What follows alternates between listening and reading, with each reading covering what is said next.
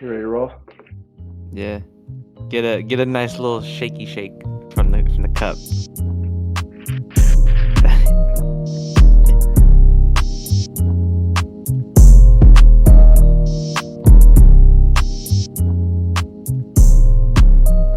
Hello and welcome back to the Second and Two podcast. I'm your host, TB. I got my co-host, producer extraordinaire, hat connoisseur. He's got the hundreds on today. It's us versus them. I think Us you did versus that last them. time too. Yeah. I did. I definitely did. So apparently I have that logo correlated with the wrong brand in my head. Mhm. Good to It's know. okay. Good Us to versus know. them's kind of smaller these days. A lot bigger Yeah. back then. Yeah. Anyway, I ruined the intro today. Jody! What's up, Joe? Not much, man. We're back after another weekend of some games. Which I'm gonna be honest, the Sunday games, I don't know how much I really paid attention. Yeah, I was doing some Legos. I was building Legos. I don't know if you built like new sets of Legos or even played with them as a kid, really, besides like the big blocky ones. But Uh-huh. yeah, I built the London Bridge on that Sunday with like a couple other Wow. things in that area, and then over the past couple days, I built a bonsai tree. So Okay, well, we got to add that to the introduction. Apparently, freaking Bob the Builder. Lego enthusiast over here. Um, so we're gonna start today's episode though with some breaking news. Came out Yeah, huge news. about an hour before we started recording tonight. We're recording Wednesday night this week, and it's just been announced that the Michigan national championship winning head football coach Jim Harbaugh has accepted a 5-year deal to become the head coach of the Los Angeles Chargers. Big news, bro. Big news. Big news. Yeah. What you think? So how do you feel about that? Being that he just left your squad and now he's on the other LA team. Well, and I think I kind of lightly addressed this previously, but essentially my feeling is, basically as a Michigan fan is this. Harbaugh did everything he was supposed to do at Michigan. I mean, Mhm. brought him an undefeated national championship. Yeah, Beat that Ohio is pretty State wild. 3 times in a row. Like, the guy has nothing left to prove there, and if he had Okay. stayed, it simply would have been, in my mind, a quality of life decision because he would have been set. Like, I mean, and he still is to a certain extent, but like Yeah. he would never have been fired at Michigan ever. It would Especially like after that. Yeah. no, no, and so I think I did expect it though because he's always said that he wanted to win a Super Bowl, and who can blame him? The guy just won a national championship. He goes and wins a Super Bowl. How many coaches can say they've done that? You know what I'm I saying? don't think And any, right? I don't know. off the top of my head, I can't think of any right now, and I'm sure I'm missing one. Pete Carroll. Pete Carroll. Oh, yeah. One at SC, one with Seattle. I I knew there think was one at least, and I I think think there's Jimmy Johnson, I think I heard. I don't know. there's there's one other person, and I just can't remember who it Bill is off the top of Parcells. my head. I don't know. But ultimately, I cannot blame the guy for wanting to chase his dream. Like, I mean, he did Yeah. everything he was supposed to do, and good on him. He got the job that he wanted moving forward, that he feels he can go win a Super Bowl with. And to be honest with you, I'm just gonna put it out there: AFC Championship, Chargers next year. On the shot. Yep. Yeah, I know. You've been trying to sell me on that for the past hour, and I just don't want to believe it. Whether it happens or not, I don't want it to be true. That'd be tough being, the Broncos have been terrible the past couple years, and then this guy pulls in and it's like, well, now we got a new man in town who's just gonna run the division with another dude named Andy Reid, you know Well, what I mean? So shoot, you we'll guys could have see. had him. You guys could have had him last year. You wanted Sean That is Payton, true. dude. You got your guy. Let's see what happens. They got their Um, guy, you know what I mean? The no, the I do ownership got think their guy. that the pairing of Herbert and Harbaugh, Gonna be wild. it's about one of the best QB head coach combos You could have. I mean, obviously, we got some Yeah. really good ones up there. Andy Reid, Mahomes is a great one. Hmm. John Harbaugh, Lamar is a great one. Sorry,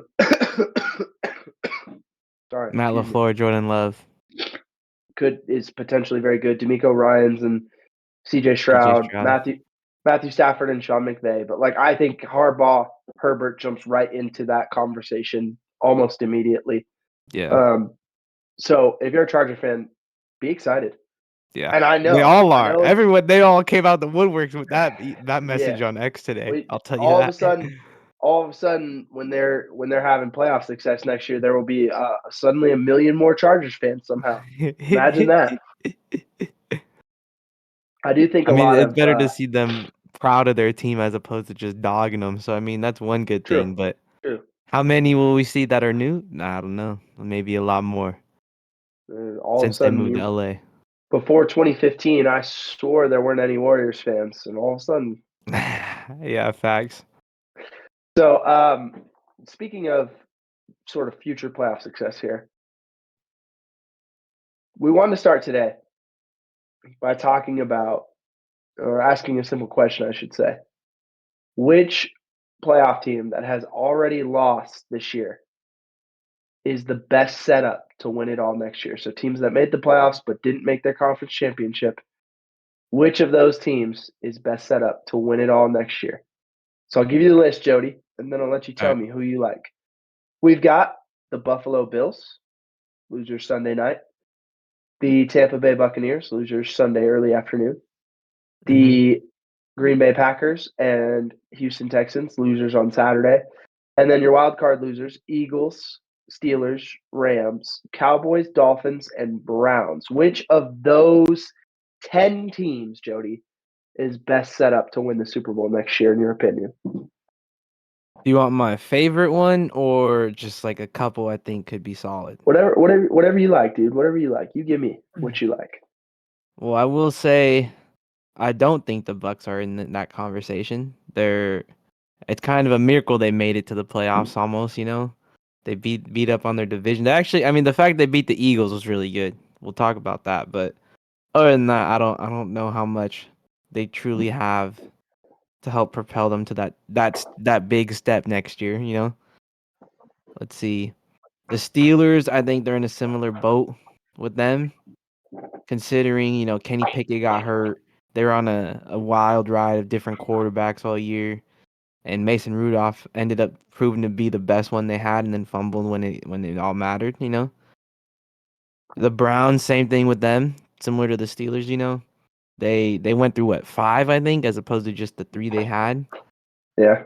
Their running back went down, Nick Chubb early, got hurt, and then they couldn't really win. They were like the Cowboys, but they didn't win, you know, they won at home and couldn't really do much on the road. It was wild. But I think the teams that I do like from here, similar to what you have written down, I don't want to take too much away from that, but I would say the Rams and the Packers are pretty solid teams to look at going forward. Packers were kind of banged up at receiver. They're really young there too, you know.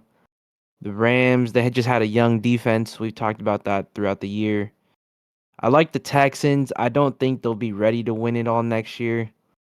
You know, they're like really young in terms of just coaching staff and the team. And the Bills, I think, are another team that are gonna have a fall off. They're running out of money, kinda. They gotta pay people. People are gonna be leaving here. A lot of different things going on, you know. So I don't know. I think the Rams and the Packs are probably my two favorite out of the whole list. Yeah, for all the reasons you hit on, I would say if I had to go with the top three, and I'll add on here. I like the Rams and the Packers. The Rams finally have their first round pick for the first time since 2016, right? Number 19 overall. They have That's 40 crazy. million in cap space with the ability to create more. And pretty much their entire core group will be back. The big free agent they have, that's their own free agent this offseason, will be Kevin Dotson, the guard they traded for from the Steelers, who really changed their O-line when he was inserted early in the year against the Colts, I believe. And he Okay. had a great year. So I think they'll look to re-sign him. Other than that, everyone else will be back that they had this season. So that's a big time deal for Yeah, the that's Rams. The huge. Packers, I think they're, like we said, they're extremely young and they're all going to grow and be back together. They've got the number 25 pick. They've got 2 second-rounders because of the Aaron Rodgers trade with the Jets. And Okay. they don't have quite as much cap space as the Rams. They have $8 million in cap space, and they got to pay Jordan Love too. So we'll see what happens there. The Mhm. third team I would add, I think, is the Dolphins. Now, the reason I say this, the injuries plagued them throughout the year this year. They did change defensive coordinators today. They mutually parted ways, whatever that means, with Vic Fangio. So it'll be interesting to see what they do. I've heard a Yeah. lot of talk about Brandon Staley Oh. possibly being their DC, which is funny because he comes from the Fangio tree. So I imagine there was obviously there's Some some overlap. sort of disconnect between personalities, I would imagine, for Yeah, them to let makes sense. Fangio go, but still want to keep that scheme and have interest in Brandon Staley. So we'll see what they do. But the good thing for the Dolphins would be Jalen Ramsey is familiar with Brandon Staley. He's familiar with Ramsey and how to use him. Ramsey had a really successful year with Brandon Staley when he was the Rams defensive coordinator. So that kind of makes sense there. But getting healthy for them will be huge. They own their first and Yeah. second round picks. Don't have a lot of cap. They've got to make some decisions about Tua, but I do like the talent of that team overall. Could see them having a really good year next year. So those would be my 3 right now. Yeah, their defense they all got hurt late in the year, which was tough to see. Just see their playoffs hope just kind of dwindle away slowly, but hopefully they all come back healthy and get things rolling early on next year and get away from the stigma of this year where they were just beating up on weaker teams, you know? Yeah. Yeah, I mean, if you you out there in listener land, you feel like we missed on someone here, let us know. Hit us in the comments on I guess the on Cowboys would be that only answer. well, everyone loves the Cowboys. I don't know right now, them bringing back Mike McCarthy, some of those Cowboys fans may be upset. We'll see. We'll see how they do. Do a little recap from this past weekend, the divisional round. We'll talk about those games, and that'll lead us into our championship weekend preview. I'm super excited Sir, for these championship games, if you only couldn't got 3 tell. more games left, kind of crazy. Well, I guess if you Yeah, count the Pro Bowl in a way, 4. it's always sad when we get to this time of year because now we Yeah. gotta wait for so long for football to come back Mhm. around. It's And then wild because it's I just watched my off-season first grind. basketball game. You know, it was Yeah, like, man, it's that time. I gotta start flipping over to the NBA. yep, it really is. Um, so while we still got football to look at, Yeah, we're gonna savor every moment, every moment. moment. So we're gonna go back to this weekend. Game 1, Texans at Ravens. Mm, I think we both had a similar feeling on this game in that we didn't love it to be like a good game. Felt like the Texans weren't ready yet, kind of punching above their weight class here. yeah, We true. did like the Texans to cover the 9-point spread, Just seemed just like a just lot. barely. Just Yeah. barely, we thought maybe a backdoor cover. Didn't even get that. The final Mhm. was Texans 10, Ravens 34. The Texans' young offense looked young against a really, Yeah, really good Ravens defense. they were rolling Um, early. yep. Our guy And Devin and Singletary couldn't run the ball at all. I was sitting there. He was just getting stuffed at the line. It was all wild. yeah, and we'll actually when we do some film study later, we'll talk about that. But Mhm. in terms of our picks, we were over 43.5. Whew, barely hit We that got one. that one late. But We that had being said, to Justin Tucker, you know what I mean? That's what helped us right there. That one got yeah, covered too because of that late field goal. yeah. Singletary over 59.5 yards. We Mm-mm. missed on that. We mentioned Tucker over 1.5 field goals. That was huge. And then the Texans to cover the 9-point spread didn't come close. They lost by 24. When we talked about this game, key stats that I gave you, I talked about CJ Stroud. He was only 19 for 33 for 175 yards. He averaged 5.3 yards per attempt. Remember, that was about what the Ravens were giving up. And I said that Ravens pass defense is elite. Yeah. And it was right on par for him. Stroud didn't throw for a touchdown. He looked I mean, pretty average, despite actually playing well for a rookie on the road.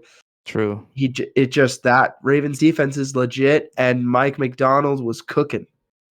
That's for sure. It was, and then on the flip side, their offense was cooking too. I mean, Lamar was out there running the ball all over these dudes, got 2 tutties on his own, just having a fun day out there on the job. Yeah, I mean, it took him a half to get going. It was 10-10 at halftime. But Lamar absolutely took over in the second half. 4 total touchdowns, like you mentioned, 2 on his own, 2 throwing. He definitely looked like the most dangerous weapon in the playoffs with that performance. I mean, That's for sure. the thing That's that you hear people MVP talk about with right there. Lamar is you have to defend the initial play, but then the play that he Yeah. creates, it's the second play.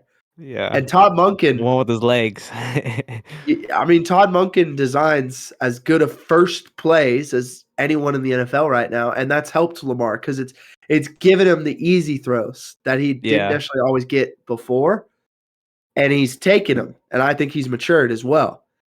Yeah. But then when it isn't there, he can still create, and it's not always just taking off and running. Sometimes it is just buying time and Yeah. making the throw, and then sometimes it is taking I'm off gonna and just running. And put my no head matter down and what, let it roll. I mean, it scares you as a defense. So you got to guard that guy in like 3 phases. It's, if it's a pass play, I should say, it's the Yeah. initial 1 to 2 to 3 progression read that he's got. Then it's, does he buy time and you got to defend the scramble drill? And then it's, if he does You're gonna run, put his foot down we and got to run. rally to tackle the guy. I mean, Yeah. seriously, it's like 3 plays you got to defend in one. It's really tough. Yeah, I think that's one thing that our guy Josh Allen kinds of try to do every now and again, but he just, I think Lamar has a better understanding of, I'm not gonna force this ball. Let me just take what's given to me. Well, I don't know. that's the impressive part. He doesn't turn it over that much, Yeah. which is why he's the MVP. That's you put all that together. That's why he's the MVP. Moving on to game 2. Well, kind of wild the way this one played out. The Packers-Niners game, finished at 24-21 Niners. It looked messy right there for the Niners. Looked like that extra week off just kind of went a little too well for them. They were just still snoozing through that game, but luckily they pulled it off late, And Jordan Love, he looked good early, and then I think he kind of like slowed up in the second half, or maybe they made some great adjustments. I couldn't really tell you, but it was a wild game for sure. Well, what I would say is, obviously the final was 49ers 24, Packers 21. Felt like the Packers mostly dominated the game for much of it. They entered the fourth quarter up by 7. But they did ultimately beat themselves in the red zone too much. They allowed the 49ers to hang around for just a little too long. Yeah. And they dropped what looked like 2 interceptions of Brock Purdy. They threw an interception in 49er territory. They missed a field goal that would have put them up 7 with 6 minutes to go. And then ultimately they allowed the 49ers to drive the field for the game-winning touchdown. And then we saw the game finish with Jordan Love basically throwing a Brett Favre-esque interception across the field that he didn't need to, as he's trying to get the Packers in field goal range to tie it. You put all that together, to me, the Niners, they have to play better to win the NFC Championship. They want to get to the Super Bowl. They can't play that way a second week in a row. The Lions will beat them if they play that way. I think the Packers, from a talent perspective, were right there. The maturity part of the game, them being so young, I think did catch them a couple times, and that's where the Niners have been here with that roster. And I do think that mattered, and that's ultimately what won them the game. I was impressed by the Packers. I think I had the Packers covering the 9.5, but I think I had the Niners winning by like exactly 9. So this was closer than I expected it to be. That's for sure. In terms of our picks, we were over 50.5. The rain hurt us. That's what I'm saying. The rain hurt us. That is true. It was a tough one to see. Just if it went to overtime, I think we would have hit. But Also, do you want to see a game go to overtime? Not really. Well, and also, if we're being 100% honest, if Carlson just makes the kick, Yeah, we would have had the overtime. we It would would have have had it. been, yeah. We would have had it because someone would have had to score to win. So Aaron Jones, he was we had him under 18.5 receiving yards. That hit. Hmm. George Kittle over 53.5 receiving yards. That hit by a good chunk. He got that Yeah, I almost think he on got one like play on the 80. touchdown. Yeah, And then true. obviously we said the Packers covered that 9.5-point spread. In terms of keys to that game, we talked about, I talked about the Packers. They had to be efficient on third down. Well, they went 7 for 13. They were better than That's pretty good. 50%. They extended drives to help their defense. They won the time of possession battle, but they Yeah. were only 2 for 5 in the red zone. And they missed that critical field goal at the end of the game. They gave the Niners every opportunity to win. That was the takeaway for me. Yeah, they just let him hang in there just long enough to get the dub pulled off. I mean, yeah. It was a good game though, for sure. That was a fun one to watch. I'm sure. So I think I talked about it last week where I met people that were from Wisconsin in Nashville, and I'm sure they're devastated. My mom, she posted like immediately after the game, like, well, like some post about saying like at the end of the day she's proud of where they got or something. I don't know. I don't remember. Something along those lines, but Good for your that's mom, probably dude. Great, yeah. great ability to contextualize. But all that being said, I think this is probably one of the better games we had in the playoffs so far, which is nice. So I hopefully we can agree. get some similar ones going forward. And we only got a couple left, and I'd like them to be, competitive. I'll use that word. I like it. Yeah, I agree. It was one of the better games of the playoffs. It wasn't always played well necessarily on the field, but it was entertaining. It Yeah, had a definitely. high entertainment value for sure. So we got to move on to game 3, the first game of the Sunday slate. I personally felt as though this was what's the word I'm looking for? For whatever reason, I felt this way about Buccaneers Eagles, Bills Steelers, and then this game, Yeah, Buccaneers Lions. Just like the lopsided or entertainment something. I don't know. the entertainment value wasn't as high in my mind. The the actual football was still worth watching, Hmm. but it was not something that it was not an electric matchup, if that makes sense. For a divisional round Yeah, playoff game, it didn't feel like that, even though it was in Detroit and they were charged up and the crowd was great. yeah. You know, in terms of a pick standpoint, this wasn't our best game. We had the under 49. Obviously, it went over. We had White under 55.5 rushing yards. This man had 55 yards. So we just barely hit it. We hit it. Hey, we Just, had I that mean, .5 on our favor. barely. We had David Montgomery over 13.5 attempts. He had 10, so we Not at missed on all. that. And then we did have the Lions covering that -6.5. We both felt really confident about the Lions kind of blowing this Buccaneers team out. Yeah, And for the most part, the Buccaneers hung around, but it never felt like they could win, if that makes sense. I true. really did feel like it was the Lions game the whole way. They Um, definitely had like when the game was playing out, like the Bucks, they would like grind to get their points, and then the Lions would take a couple shots, and boom, they're in the red zone. Oh, now they scored, or yeah, whatever the case would be. It just felt like they were moving the ball a lot quicker. Goff was blitzed on 52% of his dropbacks by the Bucks. We talked Yeah, about the Buccaneers blitzing, the Lions O-line protecting Goff against the blitz. The Lions O-line was really good at picking it up. They gave him an average of 2.5 seconds to throw. He was only pressured on 5 of those blitzes. that's That's crazy. really good.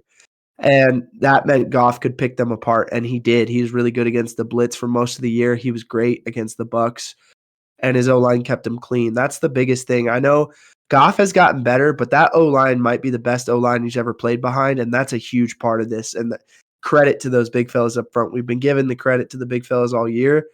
Not going to Fact. stop now. Those dudes had a great game. I think, ultimately the Lions did let the Buccaneers hang around all the way through the fourth quarter. Then their offense finally came alive, and it did feel easy for Hmm. 2 straight possessions, and they got the Yeah, points that they needed. And the last part is that Aiden Hutchinson has been on a tear. And it's a really fun matchup next week. Him versus Trent Williams. I'm excited to watch that, dude. We'll see what happens. That'll just thinking about the things that'll come out of that game from that matchup are crazy. Anybody versus Trent Williams is a That is tough very matchup true, for too. anybody. Okay. I want to see Aiden Hutchinson against Trent Williams because Trent Williams is a dog. We know it. Yeah.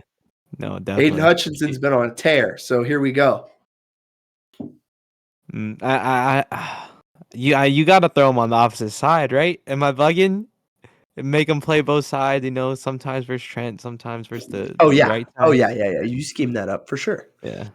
You scheme it up because you want to get your best pass rusher some looks against their right tackle instead of Yeah. Trent. Yeah.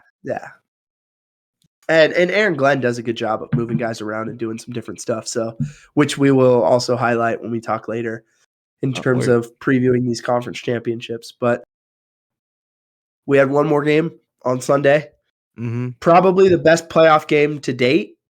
I would venture to say personally, I thought it was the best game that I've watched in terms of schematic adjustments, the level of play, the quarterbacks in the game, the defenses, all of it. I mean, it was a fun game to watch. It had all the drama that you could want.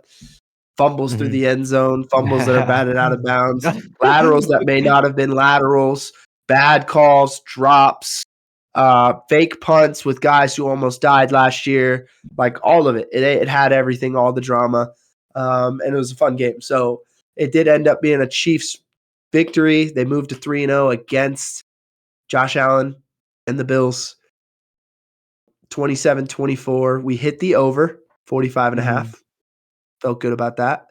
Yep. We hit on Pacheco's over 14 and a half attempts. Knocked that one out. We Josh Allen, we were hit on the over 43 and a half rushing yards. He rushed for a lot. And I got 72. Here's the deal, man. If those of you who listened, if you went with me and went Chiefs money line, you went 4 for 4. You're undefeated. You listen to Joey, you went 3 for 4. All right. He took the Bills at -2.5. I didn't like it. I told him I didn't like it. Told him why. To each his own. I was going off vibes. I said that. Free I was bread. like, what's as Joey my would say. what's this? Yeah, I did say.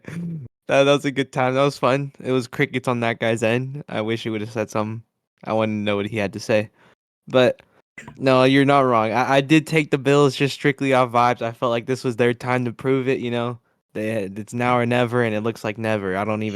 They talked about You get yourself in trouble when you start making these decisions on vibes, dude. It's not about the vibes. It's about what does the evidence tell you? What's the film tell you, Jody? Well, the film told me our guy Tyler Bass missed a wide right to possibly send it to overtime. And I don't know if you've seen on X, but they've been talking about their Cancun flight, and they've put up an imaginary goalpost, and they got it going wide right at the goalpost, which is kind of funny. But no, I think ultimately it just comes down to even if it would have went to overtime, I don't think they pull it. I talked about that all year. If it goes to overtime, I'm not trusting them. And I told you and our guy CB, it's like, yeah, at least they got it over with quick. Quick and painless. You don't want to have the chance. You have the opportunity, and then either your defense fumbles. It's like, well, all right, they let them score, and it didn't matter, So I don't know, but I will say this the game Chiefs has a lot of. The Chiefs' run defense, they got gashed on the second drive, and that was a key thing that we talked about was their ability to stop the run. The Bills have really been unstoppable since they started running the ball this well. And so they got gashed early, but they did settle in and stop the Bills' rushing attack for a lot of the rest of the game. But the Bills racked up and accumulated so many yards early. The numbers looked good for them. They had 182 yards rushing overall. That might have signaled a win for them if you just told me that stat before the game, right? Yeah. But Josh Allen only had 186 yards passing. They almost had more rushing yards than passing yards in that game. And the Chiefs defense, they got 7 third down stops throughout the game. They stopped a fake punt on 4th down. That was huge. Yeah. That was the moment it felt like the Chiefs had won the game when that happened. Well, didn't they run that Obviously, on like their the Bills had plenty line? of – yes, they were at their own 35, I believe. Wild. And obviously the Bills had other chances, right? The field goal could have tied it, whatever. True. But even if Yeah, that it's had never just happened, one play. And Mahomes had like 2 minutes left. yeah, facts. So to me, they lost the game when they didn't convert that fake punt. Do I hate the call going for it on fourth down? No, you're playing Patrick Mahomes. I like that. The fake punt, dude, if you're going to keep Josh Allen on the field, let him go make a play. Honestly. I mean, that's always going to be the argument when you don't get it, though. So Yeah. I'd also understand if he had gotten it, everyone's like, oh my gosh, Sean McDermott, big balls. He did it, right? Yeah. So, you know, that's just kind of you're playing the result. But I do think ultimately, if you go back and you ask Sean McDermott, he could do it again. You might just put the ball in Josh Allen's hands and let your best player determine whether or not you're winning or losing instead of Yeah, a true. gimmick on a fake punt. But okay, so the fumble out the back of the end zone that kept the Bills in it after the failed fake punt attempt, and they Yeah. never capitalized Nope. on that. They They never wasn't it capitalized. a 3 and out right after? It was just like Well, yeah, they threw all these deep shots, but they never connected against the Chiefs DBs. They're a really good group at defending the deep ball. And I'm excited then looking forward to next week. These Chiefs DBs versus those Ravens receivers. That's yeah. going to be fun. That's going to be really fun. What's it called? You talked about that fumble at the end zone. So Johnny sent us the stats for our guy McCole Hardman, right? We haven't done awards all postseason, but you could guess where I'm going with this one. He Yeah. one carry, -1 yards, 2 fumbles, 1 catch, 2 yards. It was tough day for our guy. I'll tell you that. Yeah, no one had a tougher day there. Except maybe Josh Allen because he lost. Yeah, true. So let's look at championship weekend. We got to look at Yes. the games. You know I'm excited. You know I love these previews. You know I'm juiced up, dude. Okay.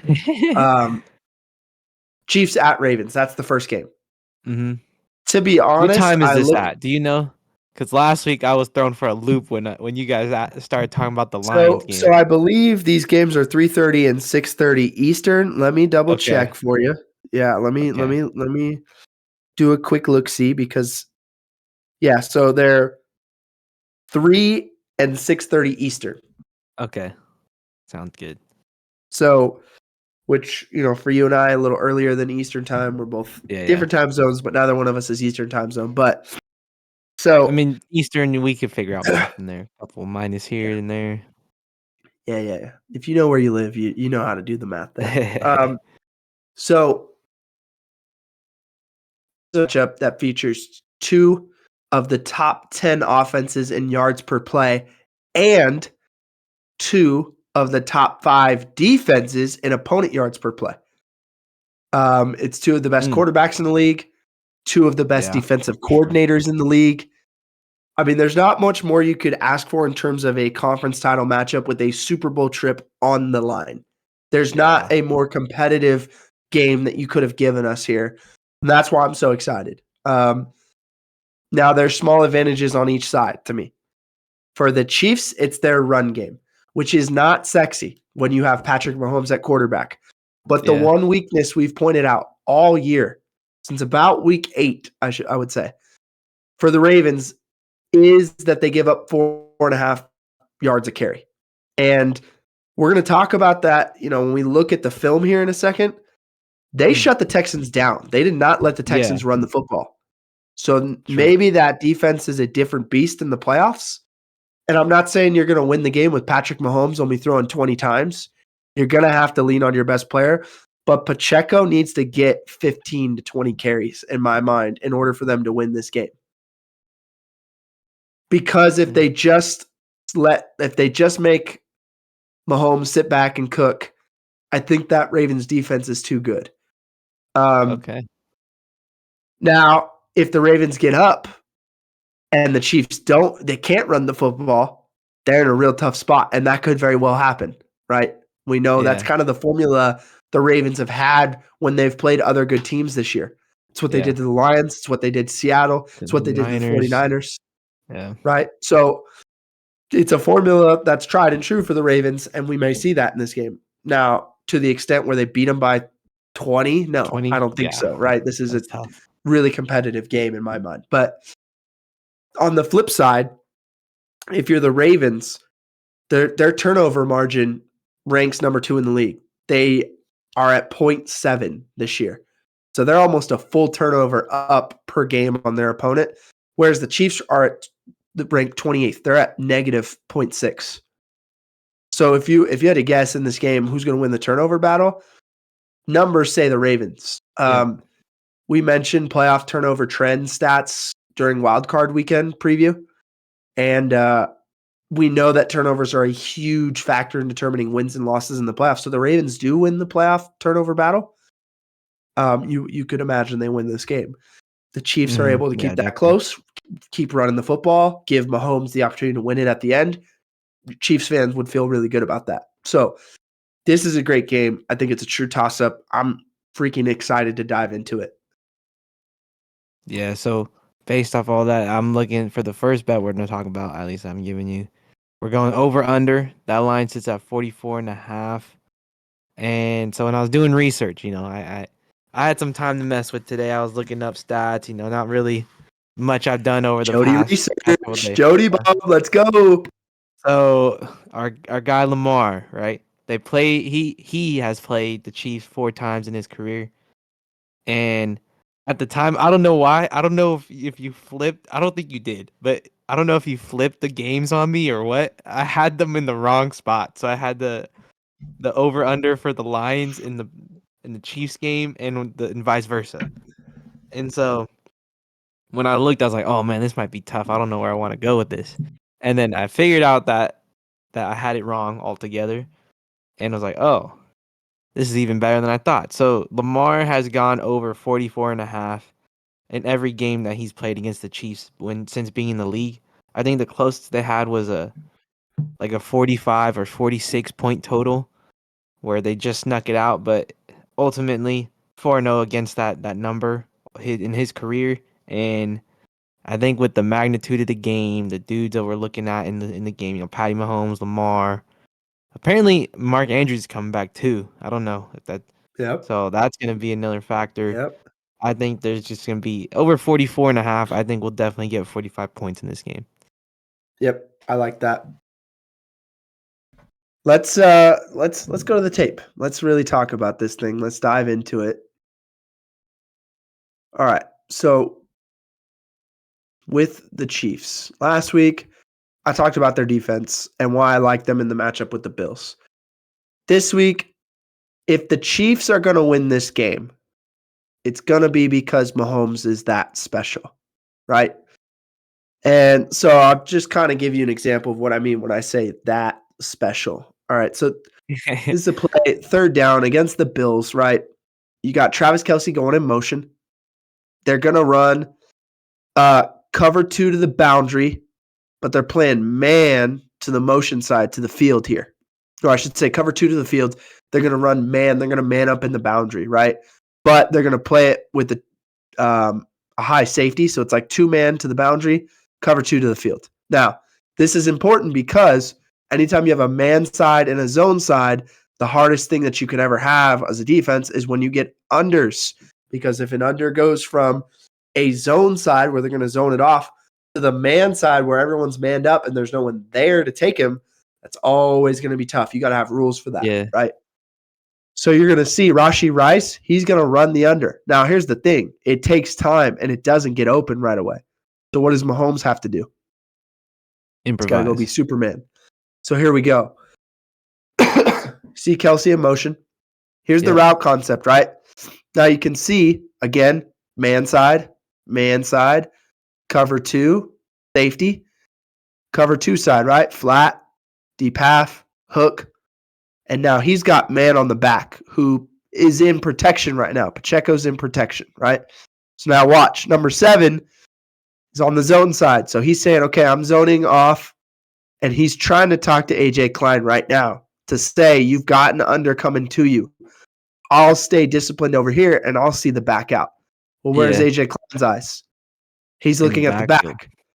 Yeah. Now, again, nobody's necessarily open right now because, again, you can see, even if he wants to throw this, there's an underneath defender here. No one's really open, and pressure is getting to him. So what does he do? reverses out. By the time he Loop and does pull. that, look who's open. Yeah. The miscommunication, Out the right? back AJ window. Klein went and got his back. Johnson did He not still run made with that the under. tackle though.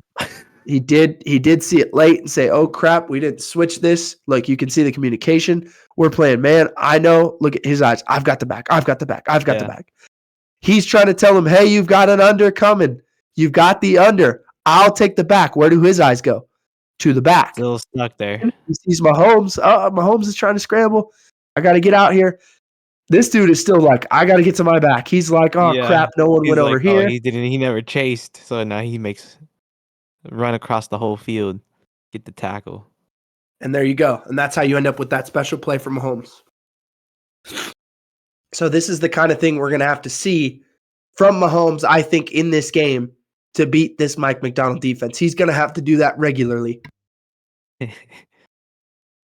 Just random bootlegs, or you mean just like extending plays, making them have to like communicate and figure out what's getting changed across their face? Extending plays, forcing them to communicate with motions, trying to figure out their rules, and beating it. The problem is the Ravens run so many defenses, and they're so electric with what they've done this year with Mike McDonald and the personnel that is so impressive that it's going to be hard. And Mahomes is going to have to put on the cape. I'm telling you, he's going to have to be Superman. He's going to have to have one of his best performances to beat these guys.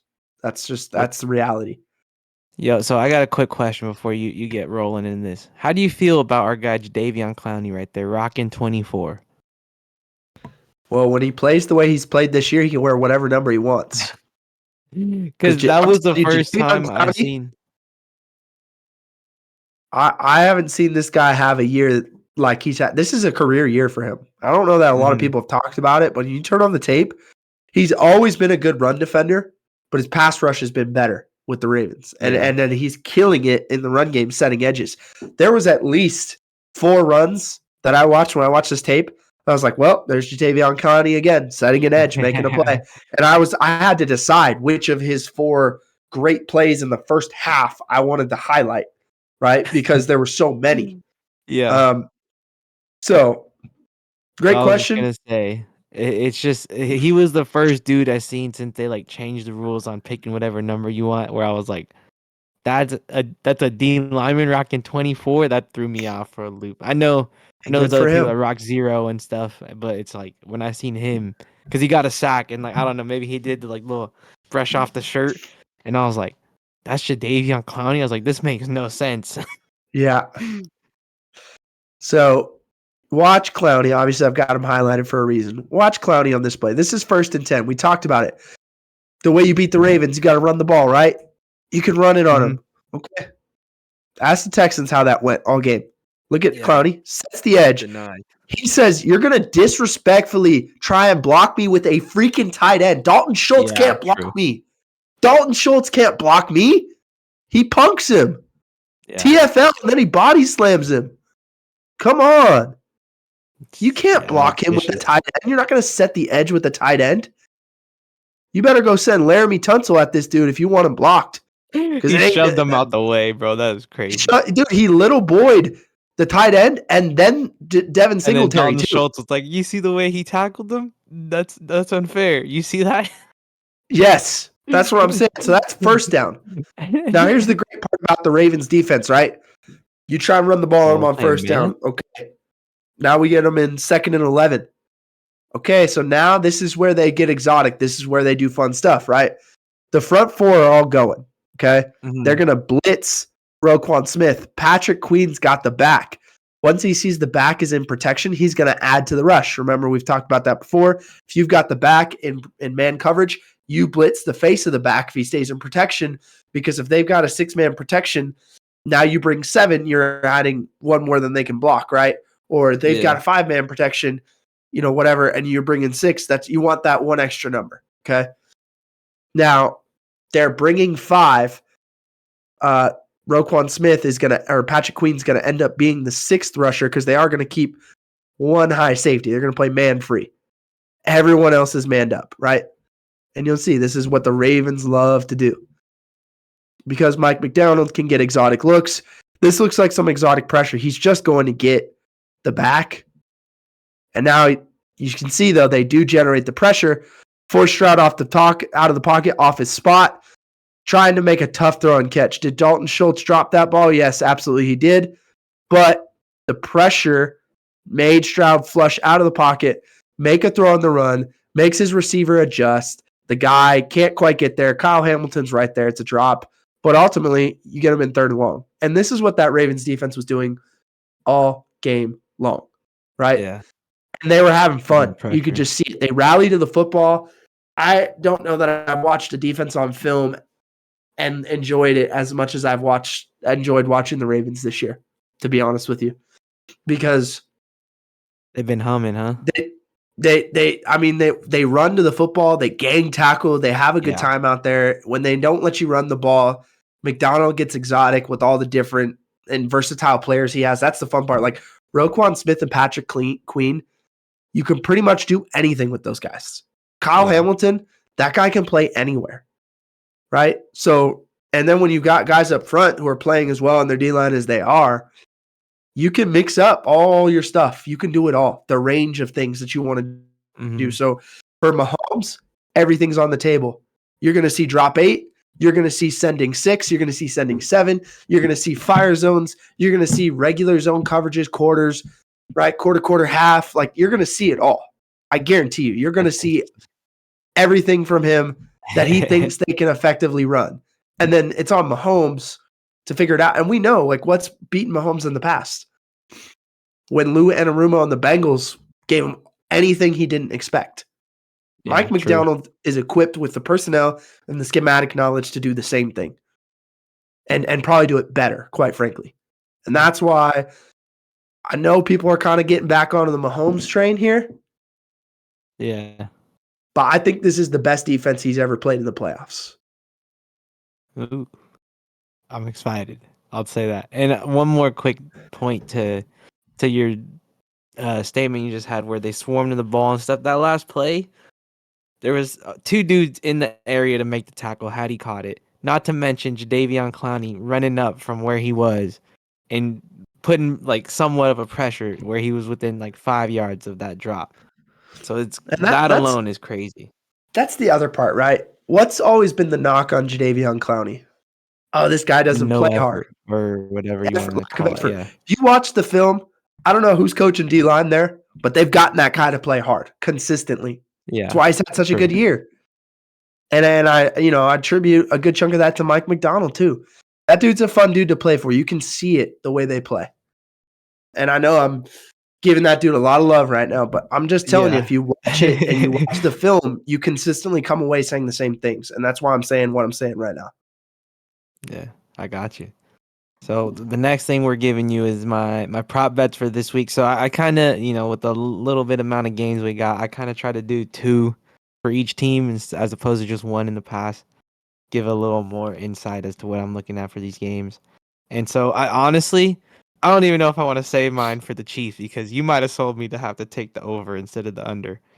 But so based off what you said, I was thinking we take the under attempts on Pacheco. Just my initial thoughts because it was 14.5. It didn't change from last week. Here's what I'll say. Yeah. Just because I think they got to run the ball and they got to give Pacheco the ball, I don't necessarily know that that's how it's going to play out. I'm not telling you I hate the under here.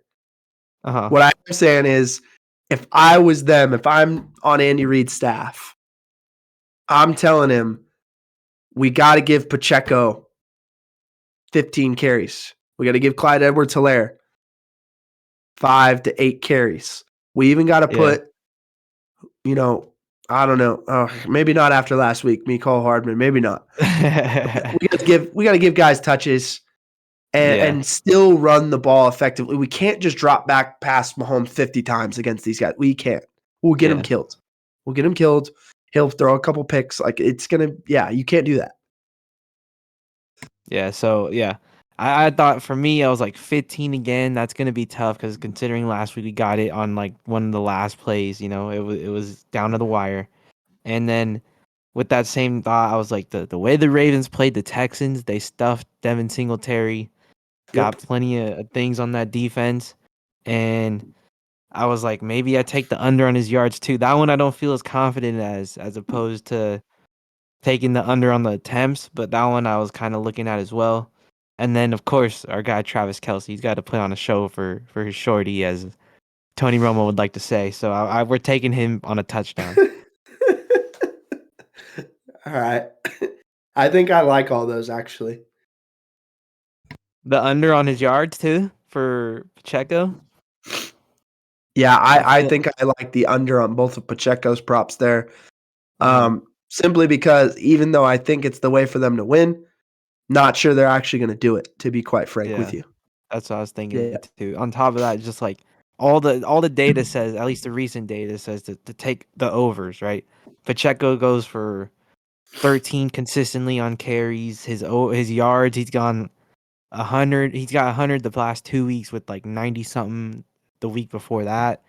I think he got 77 in a game and then like another 80 something. I was like, I Let's don't keep know. it It real, looks though. The Ravens are a different defense. They just are. that's all They're different exactly. than the That's why I Bills or was the like, something Dolphins. tells me the Ravens are just they're gonna make it a non-factor to where they got to do it in a different way, and that's where I was thinking these unders. So that's where we're rolling. But my two, I'm gonna say officially are the attempts and the touchdown. The yards, do what you will with that one. And my bad, I kind of just stopped talking. The Ravens picks I'm looking at, it's the same dude, different things. I'm taking Lamar Jackson, his over rushing yards. This one's kind of a lot. It's 64.5. But if you look at last week, our guy Josh Allen, not only did he get 72 yards rushing on this defense, but he's got 2 touchdowns. And with that being said, I'm also liking um, Lamar Jackson to get a receiving and or rushing touchdown along with his 64.5 yards over on the rushing. I feel like he's definitely getting close to like 80 because last week he got a hundo. And if Josh Allen could get 72 on these dudes, I think he's smoking them. You know what I mean? I like it. I like it. Okay. Final score prediction. What you looking at? All right. Put you in on a secret. Come on. Chiefs, 23. Uh-huh. Ravens, 27. All right. Ooh. I got the Ravens winning at home, advancing to the Super Bowl. Some of you are like, how could you possibly pick against Mahomes? Once again, I think Time's up personally, for this season. this is the best defense Mahomes has played in his playoff career, and that's including that Bucs defense that he played in the Super Bowl and only scored 9 points against. Okay? Ooh. Now, his offensive line is a lot better than that offensive line was. Skill players are also worse, but I do think Mahomes is still that dude, right? I'm not an idiot. But then the other part is not only is that defense he's playing against that good, dude, Lamar Jackson's the MVP of the league. Let's be Yeah, honest. he's been killing it. Him And all he had his 4 weapons. touchdowns last week. So in my mind, it's a great game the whole way through. A little bit of a defensive struggle early. I think teams fill each other out. Lamar and Pat cook back and forth a little bit. Ultimately, I think the biggest difference is that I think a turnover probably goes the way of That makes sense. To the the Ravens. Maybe they're able to run the ball just a little bit more effectively than the Chiefs. And then I just think it's a big game from Lamar. And I Yeah, think he gets it done. I think they definitely. go to the Super Bowl, dude. So before I give you my money line and my spread bet on this one, I got a question for you. Yeah. Now you obviously don't know this one's coming, but what storyline would you like to hear more? The Ravens go to the Super Bowl where there's a potential for two brothers to win a national championship and the other wins a Super Bowl, Okay. or that the teams that opened up Thursday night at the first game of the year is the same teams playing in the Super Bowl to close out the year. Mm. Well, I think there would be something pretty special to see two brothers win a natty Definitely. and a Super Bowl in the same year. And we already saw Dad do the who's got it better than us at the championship parade right after the game. Can we imagine seeing that at a Super Bowl right after the game in the same year? Yeah. That would be wild. And the Harbaugh family's football royalty, man. So I'll go with that one. For sure. So that was just quick little headline stories that potentially in the works. You know, that one also kind of has potential to tie in with the Super Bowl logo. I don't know if you've seen that conspiracy out there. I have seen that. It's Yeah, funny. but so for this game, my money line and spread bet, I'm taking the Ravens -3.5, which means I like them for the money line as well. That's what you have. You have the over, or I guess you're taking the Ravens as well, technically with your 27-23 score.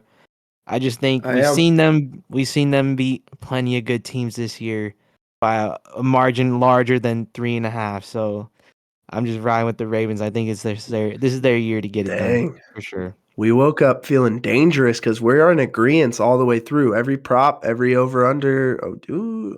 I'm not saying I feel a perfect week coming on, but I'm saying it feels good. All right. Yeah, this is the first Here we go. time like NFC in Championship. a while. Yeah. NFC Championship. Lions at Niners. Key stats here. Ultimately, I think this game feels like it comes down to Goff versus Purdy. Like Yeah, the Lions true. defense is not I a agree. juggernaut, but what they've done well this season is stop the run. They rank top in opponents' yards per rush, top 5 in opponents' yards per rush and yards per game. Meanwhile, the Niners, they rank top 10 in all rushing offensive statistics, which has kept them on track, right? They're always on track on the downs. Yeah. But when the Packers did stop the run last week, they forced the 49ers to be one-dimensional, and Brock Purdy didn't look Couldn't do nearly it. as good. He was good enough to win, and we may say, hey, maybe it was the rain, whatever. Couldn't grip the ball, True. whatever it was. But he didn't look as good. So if the Lions stop the run, it becomes Purdy versus Goff, and the QB who plays cleaner football will win the game. I think it has the feel of kind of a muddier game. I love the skill position players on both sides. I actually think the Definitely. skill position players on each side have an advantage against the defenses. And yet, for some reason, I just think this becomes like a weird, muddy game that's defensive, a defensive battle, comes down to some big plays at the end to send someone to the Super Bowl. That's kind of how I feel. No, that makes sense. That kind of ties in with one of the props I was looking at later on. But in terms of the over under in this game, it sits at 51. And Oof. when I was looking at it, it is pretty high. But Jared Oof. Goff, so when he was with the Rams, this kind of ties back more to that time. But he's played them 9 times in his career. He's played the Niners 9 times in his career, I should say. One time was with him being in Detroit, and he dropped 70 in that, or I guess the combined score was over 70 in that game. And as a whole, he's 4-5 against the over being 51. So I think I like that over, considering I'm assuming because that was 2 years ago when he last played them. So the Niners have a lot more weapons. Hopefully Debo's back, because that's another issue I think that ties in why Brock Purdy couldn't really do much throwing the ball. But if not, I think the Lions could do very well throwing the ball, and he lights it up as opposed to Brock Purdy trying to throw little gashes here and there. All right, so here's where our first difference of the week, because I'm not sure if I'm a fan of that over. I think I'm going under here, but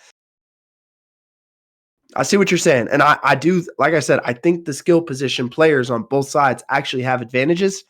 Yeah. I think I'm trusting the defensive coordinators to generate pressure, the dudes up front to win, and to stop the run and to force these guys to beat them throwing one-dimensionally.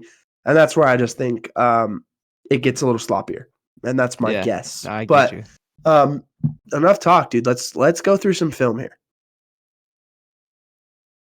All right, so I talked about a little bit about the Lions defense against the Buccaneers and how they muddied the picture for Baker Mayfield, right? So you're going to see they're in a 5-man front here, which in itself always creates a different picture on the back end, right? So it's 7-man box right now, right? So for Baker, we're going to run a little play action pass. Great. We got a 7-man box. You should love that. Well, Yeah, true. they're going to send, right, 5, but it's not the 5 you think. They're going to drop the guy on the boundary side, who's on the line of scrimmage, he's going to drop out and play the flat to that side. They're going to play a little cover 2 to that side. The corner is going to be the halves player. They're going to play a hook, a flat to the field. They're actually going to blitz the nickel guy, and everyone else is going to stunt away from him. Then they're going to drop the backer into the hook. The corner becomes a flat defender, and the safety to that side becomes the halves player. So they're going to play 4 under, 2 deep, fire zone, sending 5-man pressure. Now, if Baker's able to identify this, there are people who are open. Right there. Right? But Was look what that happened. He Khan? doesn't I don't know who identify that it. is. It's a sack before they know it. It's a great call by Aaron Glenn. Oh, there Well you go. executed. Aiden Hutchinson. Aiden Hutchinson, right? Tackle's worried about Aiden Hutchinson. He's not worried about a DB blitzing off the edge. Once again, here you go. He's looking they're to all this manned up side. on that side, which is also tough. In cover 2, they just got real lucky in terms of the route concepts ran right to him. So by the time Baker gets back over to the other side, look, Hutchinson's in his face, and he's like getting ready to escape, and now he's getting hit by Melifonwu. Back. Great play. Great design, great scheme, great execution, right? Let's go flip side. Let's look at the Niners, okay?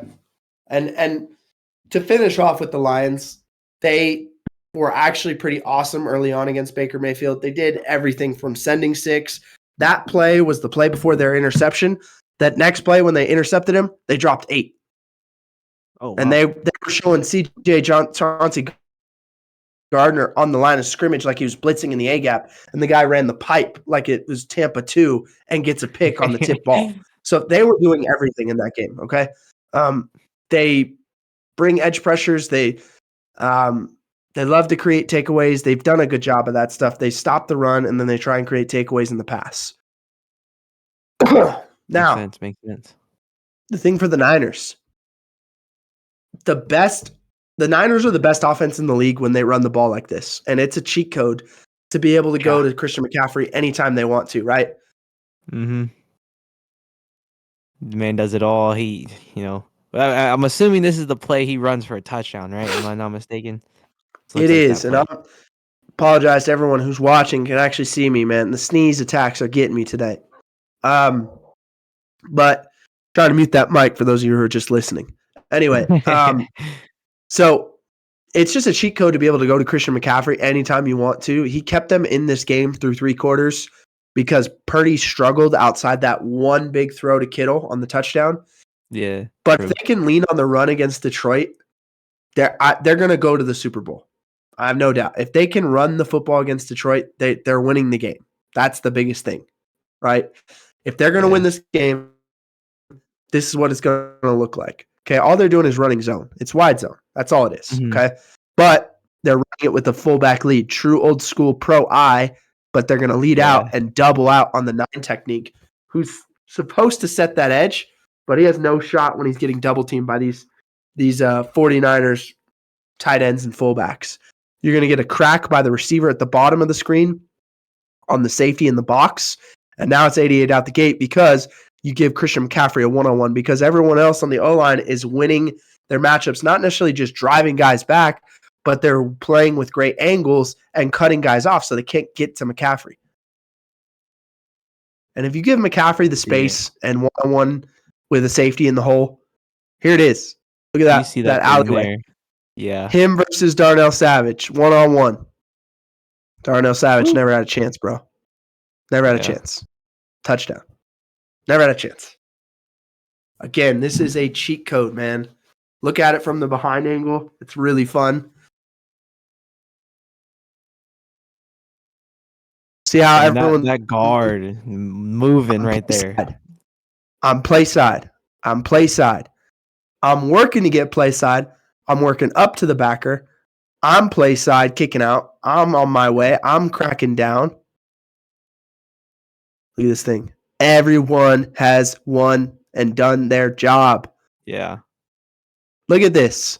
He's supposed to be over the top and in this gap. That backer is not there. Quay Walker is not in gap because he got beat by an angle. So there's the crease. McCaffrey knows. Now it's just time to be a ball player one-on-one. Sheep. That one extra block by Ayuk, touchdown.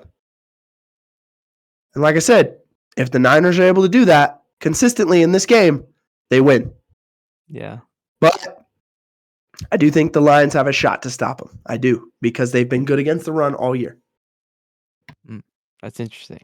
I should have looked into those numbers. Let's see. So for the props on this game, first one, little extra nugget. Prize Picks has Christian McCaffrey half a yard. So go hammer that with whatever you think was gonna hit because that's free money. But in terms of the things that I'm gonna look at, Christian McCaffrey touchdown. The guy got 2 last week. You kind of mentioned it now, where they kind of need to run it through him, especially if Debo is in there. That man's gonna be got his work cut out from this week in the championship game. And little ones I kind of like because last week's game, Brock Purdy to throw a pick, the half over under. Kind of like that one because considering what we saw last week, there was some ducks he threw that he was fortunate enough to have dropped and or the wide receiver break up for him. And then with that also being said, I like under 27.5 passing yards for him. He's only hit that number 7 times all year, and 5 of those that he hit him were in a 6-game stretch starting in like November. So he hasn't come close to that, and I don't think this is a time where he will. You know what I mean? Yeah. So those are the ones I'm looking at for the Niners. Now on the flip side for the Lions, you're gonna have to stick with me through my notes because I don't remember where I went with this. Because Amon-Ra has been the leading receiver for the Lions in 13 games this year, and okay, so going back to Prize Picks, they added a new thing where it's like demons and goblins or something. Where if you get a little green dude, it's like a discount on their prop, but your payout isn't as good. And if you get the red dude, demon time, it's you get more of a bonus.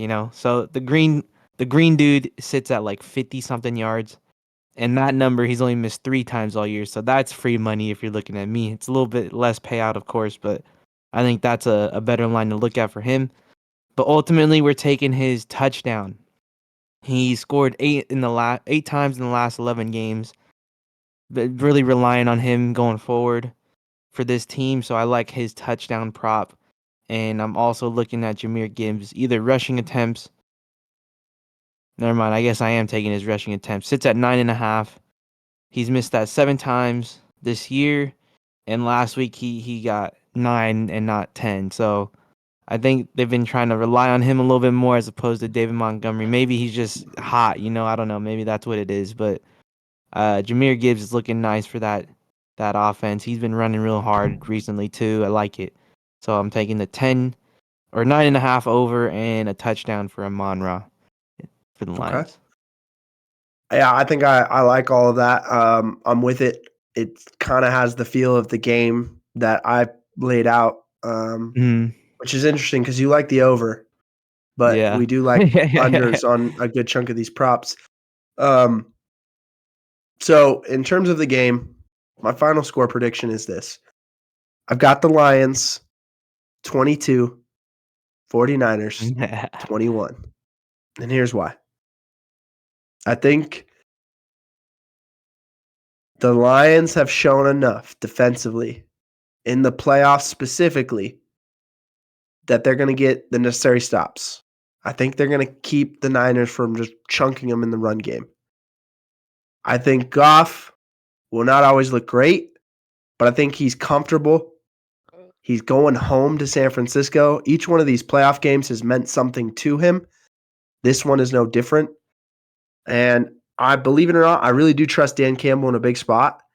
So I think the way this game plays out is kind of close back and forth the whole way. I like the Lions to score at the end of the game. They're down 1. And because it's Dan Campbell and it's been his MO all year, they don't kick the extra point to go to overtime. They go for 2 and they win it. Yeah. And that's just how I think it plays out. I could see any range of outcomes for this game. That's the one I'm going with. That's the one I feel confident in. So I think we get a Lions-Ravens Super Bowl. That's where I'm at. Okay.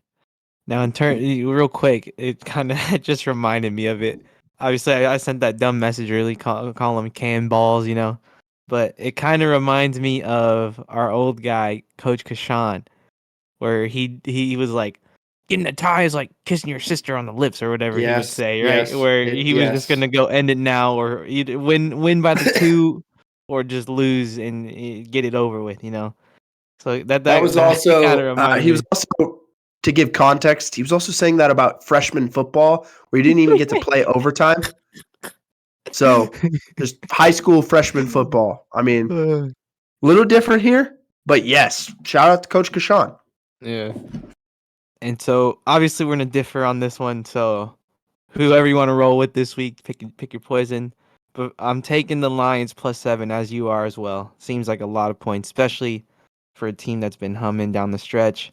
And I like the Niners winning, so I have them for my money line bet. And of course, if you want to make a little extra couple bucks, you can sprinkle some on the Lions with TB, and either way, you're looking at something. But yeah, that's where my head is for this game. Okay, so you like Ravens 49ers Super Bowl. Yep. I'm on Ravens Lions. Yep. We talked a little bit about fun storylines. No matter what, I think the NFL is winning here. No matter what the outcome is, I do That think is we end true. up with a at least fun conversations going into the Super Bowl. Now, whether or not that Super Bowl That actually game. is Mm-hmm. a great game, That's what obviously I'm we'll get nervous there when we about. get there. But I think no matter what, we've got some fun storylines. We've got some great games this weekend, and that's the focus. Yeah, Is we true. have two really, really worthy championship games. So I'm excited to watch, and we'll be back next week. We're going to do a little Pro Bowl roster draft. We'll review, obviously, what happens in the championship games, and we may sprinkle in some Super Bowl storylines, coaching news, offseason things that are happening in the NFL, True. and News that's we'll come get out since ourselves then. ready. Yeah. All right. Until then, Take love us you out, Ray guys. Ray.